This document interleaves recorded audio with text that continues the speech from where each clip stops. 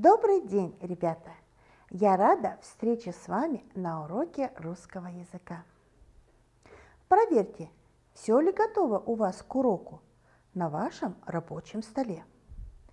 Пусть то недолгое время, которое мы проведем вместе, доставит нам радость, будет интересным и полезным.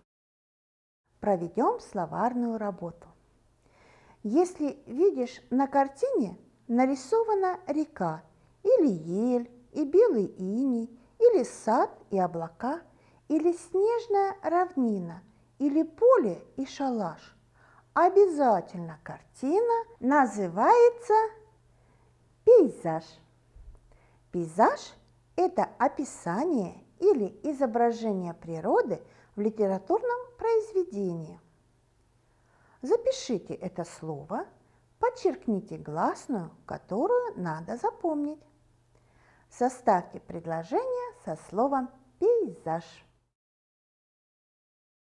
Найдите 5 гласных, которые в безударном положении произносятся нечетко. Вы должны помнить, какие это гласные. Гласные звуки – лукавый народ. В слабой позиции кто их поймет? Сделай ударным сомнительный звук, себя ты избавишь тем самым от мук. Значит, с какими гласными мы будем иметь дело на сегодняшнем уроке? Правильно, с безударными гласными А, Я, О, Е, И. Мы продолжаем наше путешествие по городу склонения. Много тайн скрывают жители города, но мы сумеем их разгадать. Вот и сегодня узнаем, как безударные гласные связаны со склонением существительных. Тема нашего урока – ударные и безударные окончания имен существительных. Правописание окончаний первого, второго и третьего склонений. Сегодня на уроке мы будем сравнивать ударные и безударные окончания существительных одного и того же склонения. Познакомимся со вспомогательным приемом проверки безударных окончаний. Составим алгоритм проверки безударных окончаний имен существительных. На прошлых уроках мы узнали, какие окончания имеют имена существительные каждого склонения. Давайте восстановим таблицу склонений существительных. Вспомним, что к существительному первого склонения относится существительное мужского и женского рода с окончаниями «а», «я». Ко второму склонению относится существительное мужского и среднего рода с нулевым окончанием и окончанием «о», «е». К третьему склонению относится существительное женского рода с мягким знаком на конце слова в именительном падеже.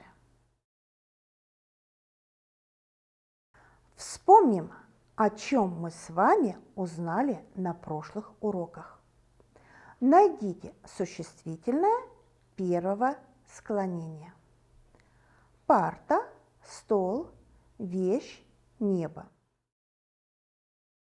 Найдите существительное третьего склонения. Кирпич, печь, окно, окунь. Выберите существительное второго склонения. Текст, мышь, дядя. Найдите существительное первого склонения женского рода. Картошка, картофель, лошадь. Найдите существительное первого склонения мужского рода. Конь, дед, дедушка. Выберите существительного второго склонения среднего рода. Компьютер, какао, гуашь. Выберите существительное второго склонения мужского рода. Юноша, пень, мелочь, лень. Проверьте себя. Я думаю, что вы все правильно справились с этим заданием и верно обозначили существительные.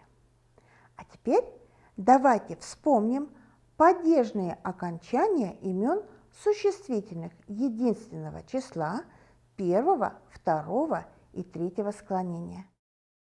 Для этого просклоняем слова зима, деревня, окно, стол, ночь. Родительный падеж – ничего. Зимы, деревни, окна, стола, ночи. Дательный падеж – чему? Зиме, деревне, окну, столу, ночи. Винительный падеж – вижу, что? Зиму, деревню, окно, стол, ночь. Творительный падеж – чем? Зимой, деревней, окном, столом, ночью. Предложный падеж – о чем? О зиме, о деревне, об окне, о столе, о ночи. Заполните таблицу падежных окончаний. Проверьте себя.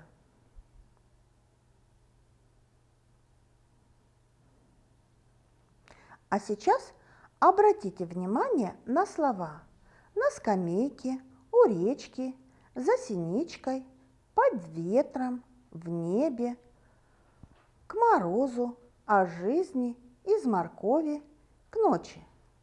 В этих словах безударные окончания.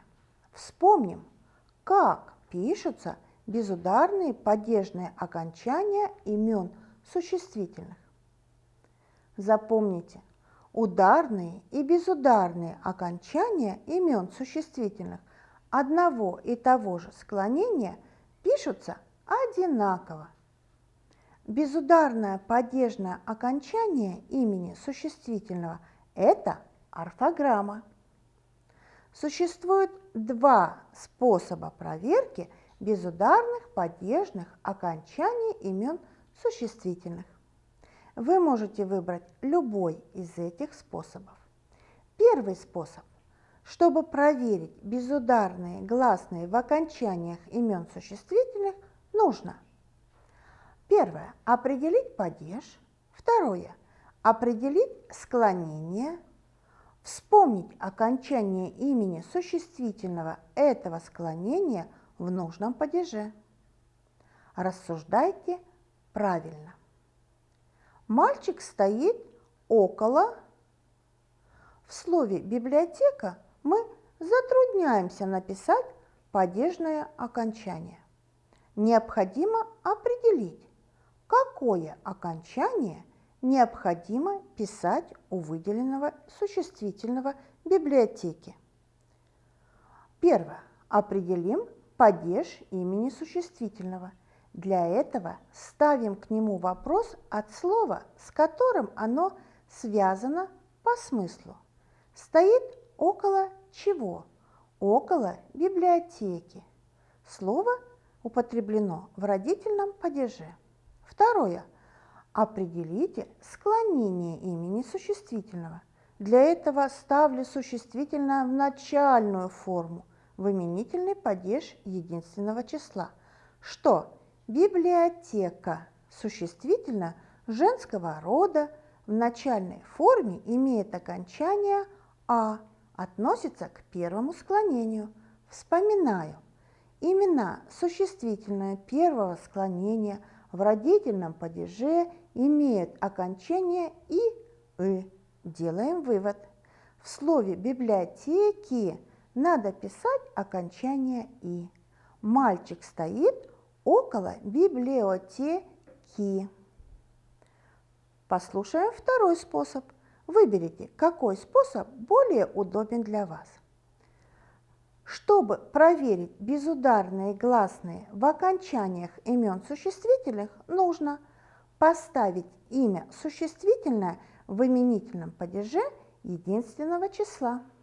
Второй шаг – определить его склонение. Третий шаг – поставить вместо данного имени существительного с безударным окончанием существительное того же склонения, но уже с ударным гласным в окончании. И четвертый шаг – написать нужное окончание в проверяемом имени существительном. Рассуждайте правильно. Например, определим окончание имени существительного «лодка» в дательном падеже. Так как окончание безударное, то мы сомневаемся, какое окончание писать. Ставим имя существительное в именительный падеж единственного числа. Что? Лодка. Определим склонение. Имя существительное женского рода с окончанием «а» относится к первому склонению. Подбираем проверочное слово. Имя существительное первого склонения с ударным окончанием. Например, слово «стена». Поставим его на место проверяемого слова в дательный падеж единственного числа. К чему? К стене. Окончание «е». Пишем нужное окончание к слову «к лодке». Дательный падеж к чему?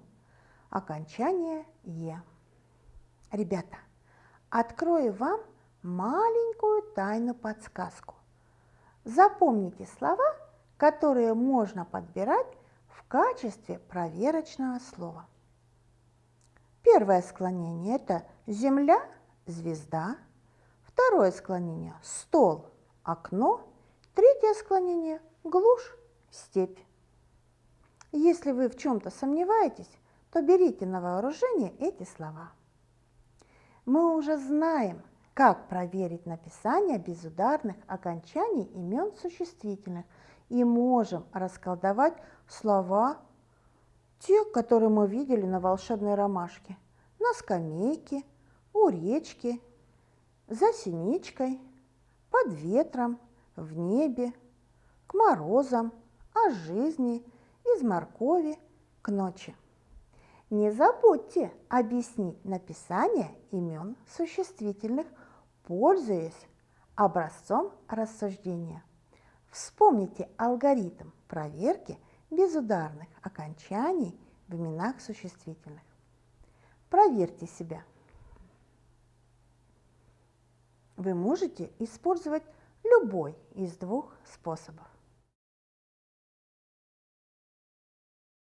Замечательно! Я уверена, вы справились с этим заданием. Давайте закрепим полученные знания. Спешите, раскрывая скобки, поставьте гласные в безударных окончаниях существительных. Написать письмо «Бабушка, подруга, брат».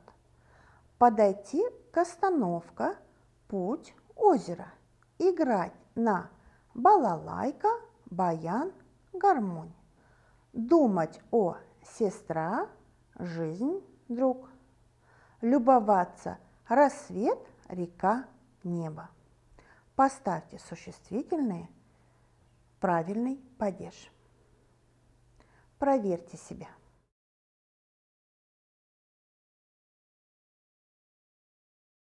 Я думаю, вы совершенно верно выполнили это задание.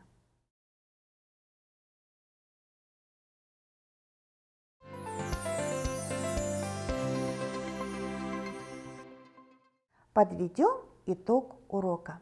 Давайте вспомним, как пишутся безударные окончания существительных. Как проверить написание безударных падежных окончаний имен существительных.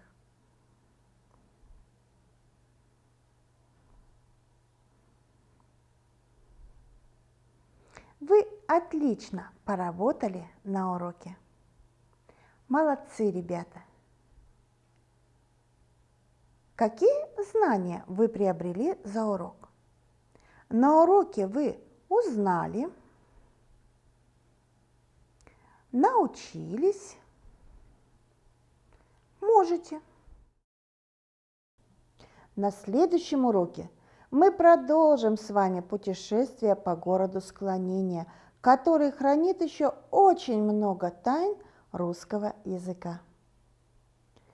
Оцените свою работу по алгоритму.